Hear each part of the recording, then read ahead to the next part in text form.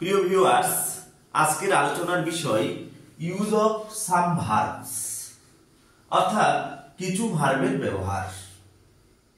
ভার্বগুলো কি, এই ভার্বগুলো কোথায় কোথায় ব্যবহার করা হয়, কখন ব্যবহার করা হয়, সে সম্পর্কেই থাকছে আজকের আলোচনা।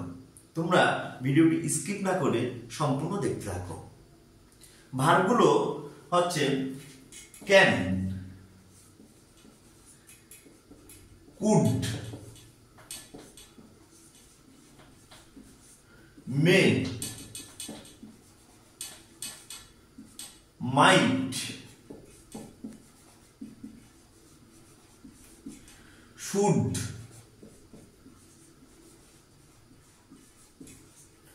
লেট। এই ভার্বগুলো নিয়ে আজকের আলোচনা। এই ভার্বগুলো কখন ব্যবহার করা হবে তার উপরেই থাকছে আজকের বিস্তৃত আলোচনা। তোমরা দেখতে থাকো। প্রথমে আসছি ক্যানের ব্যবহার। ক্যানের ব্যবহার, ক্যান কখন ব্যবহার করা হয়, উদাহরণ দিলে বিষয়টা স্পষ্ট হবে।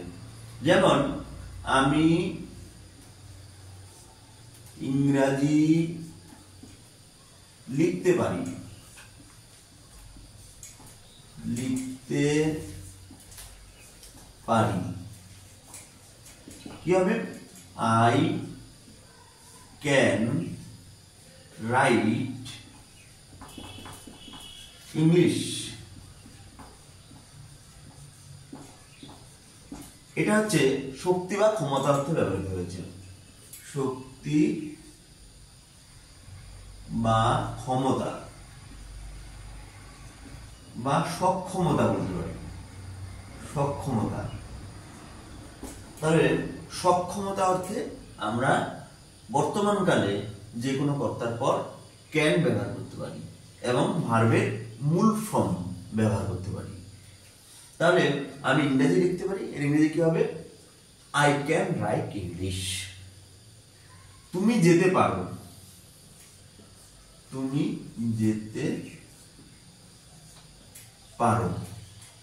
এটা অনুমতি দেওয়া, অনুমতি দেওয়া। কি হবে ইংরেজি? You can go. তাহলে আমরা মূল নিয়মে আসতে পারি কি, যে অনুমতি দেওয়া বা শক্তি বা সক্ষমতা অর্থে বর্তমানকালে যে কোনো কর্তার পর ক্যান ব্যবহার করা হয়। 2 নম্বর, কুডের ব্যবহার। কুডের ব্যবহার, যেমন আমি দৌড়াতে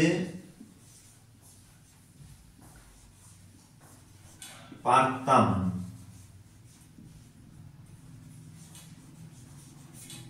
আমি দৌড়াতে পারতাম। কি হবে ইংরেজি? I could run. তুমি দৌড়াতে পারতে, তুমি দৌড়াতে পারতে। You could run. ঠিক আছে, কিভাবে? ভাই দৌড়াতে পারত, ব্রাদার কুড রান। মা দৌড়াতে পারত, মাদার কুড রান। তাহলে অতীতকালে কেউ কিছু করতে পারত, কেউ কিছু করতে পারত, অর্থাৎ শক্তি বা সক্ষমতা বোঝালে অতীতকালে কুড ব্যবহার করা হয়। এবার আসছি মের ব্যবহার। মের ব্যবহার, আমি হয়তো যাব, আমি হয়তো যাব। এর ইংরেজি কি হবে? আই মে গো। তিনি আসলেও আসতে পারেন, আসলেও আসতে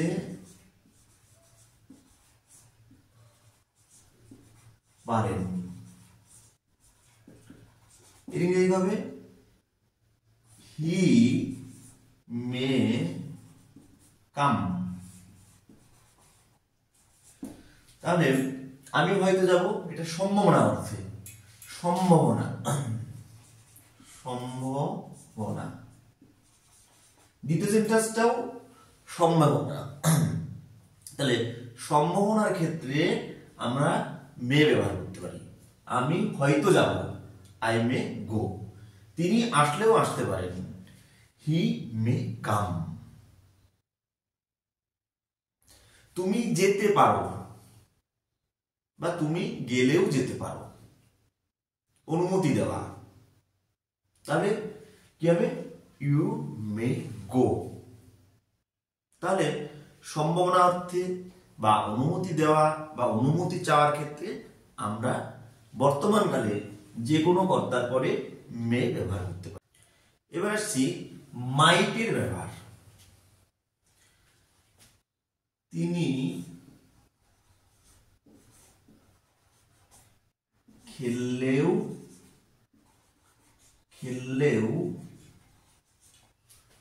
খেলতে পারতেন, খেলতে পারতেন। এর ইংরেজি কি হবে? হি মাইট প্লে। তিনি গেলেও যেতে পারতেন, হি মাইট গো। তিনি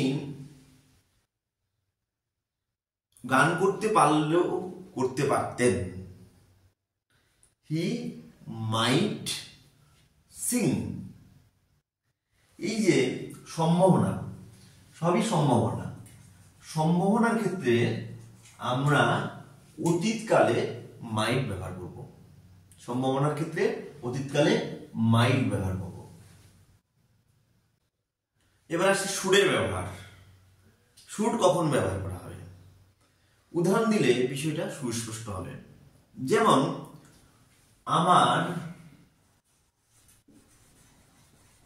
উন্নতি করা উচিত, উন্নতি করা উচিত। ইংরেজি হবে I should progress, I should progress. আমার উন্নতি করা উচিত। শুডের বদলে আমরা অট টু ব্যবহার করতে পারি, O U G H T, ought to. Should মানেও শুড উচিত অর্থে ব্যবহার করা হয়, অট টু উচিত অর্থে ব্যবহার করা হয়। তাহলে আমার উন্নতি করা উচিত, আই শুড প্রোগ্রেস বা আই অট টু প্রোগ্রেস। ভাইয়ের উন্নতি করা উচিত, ব্রাদার শুড বা অট টু প্রোগ্রেস। তাহলে বর্তমানকালে উচিত অর্থে আমরা যে কোনো কর্তার পরে শুড বা অট টু ব্যবহার করে বাক্য গঠন করতে পারি। তাহলে কি হলো? আমার উন্নতি করা উচিত, আই শুড বা অট টু প্রোগ্রেস। এভাবে আমরা অসংখ্য বাক্য লিখতে পারি। ছেলেদের উন্নতি করা উচিত বা ছেলেগুলির উন্নতি করা উচিত, দ্য বয়েজ শুড কিংবা ought to progress.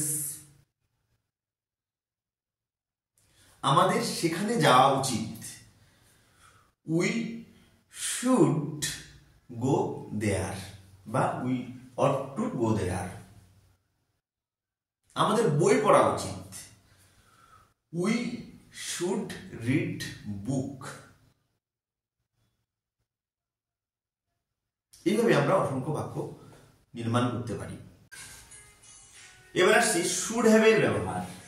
Should have কখন ব্যবহার করব? উদাহরণ দিলে জিনিসটা ক্লিয়ার হবে। যেমন, আমার এটা জানা উচিত ছিল,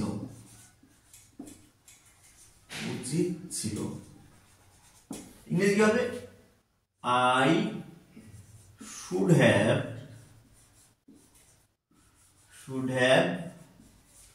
known, I should have known it. তোমার এটা জানা উচিত ছিল, you should have known it. তোমার অঙ্কটা করা উচিত ছিল, you should have solved the sum. তোমার খেলা উচিত ছিল, you should have played. এইভাবে আমরা অসংখ্য বাক্য তৈরি করতে পারি। should have এর বদলে আমরা ought to have ব্যবহার করতে পারি। ought, o u g h t, ought to have। should have মানেও should have টাও উচিত ছিল অর্থে ব্যবহার করা যায়। একই বিকল্প ought to have এটাও আমরা কি উচিত ছিল অর্থে ব্যবহার করতে পারি। তাহলে নিয়মে কি আসতে পারি, কিছু করা উচিত ছিল বা কিছু করা উচিত ছিল বা শুধু উচিত ছিল। উচিত ছিল অর্থে আমরা সাধারণত কর্তার পর, যে কোনো কর্তার পর শুড হ্যাভ এবং অট টু হ্যাভ ব্যবহার করব এবং ভার্বের থার্ড ফর্ম ব্যবহার করব, ভার্বের থার্ড ফর্ম বা পাস্ট পার্টিসিপল ফর্ম ব্যবহার করব। তাহলে উচিত ছিল অর্থে আমরা শুড হ্যাভ ব্যবহার করব এবং ভার্বের থার্ড ফর্ম ব্যবহার করব। সবশেষে আসছি লেটের ব্যবহার। লেট কখন ব্যবহার করা হয় উদাহরণ দিলে ক্লিয়ার হবে। যেমন চলো গল্প করি বা এসো গল্প করি, লেট আস টক। লোকটা একটু বিশ্রাম নিক, লোকটা একটু বিশ্রাম নিক, বিশ্রাম নিক। কি হবে, late the man rest a little. অথবা তাকে যেতে দিন, তাকে যেতে দিন। কি হবে, লেট হিম গো।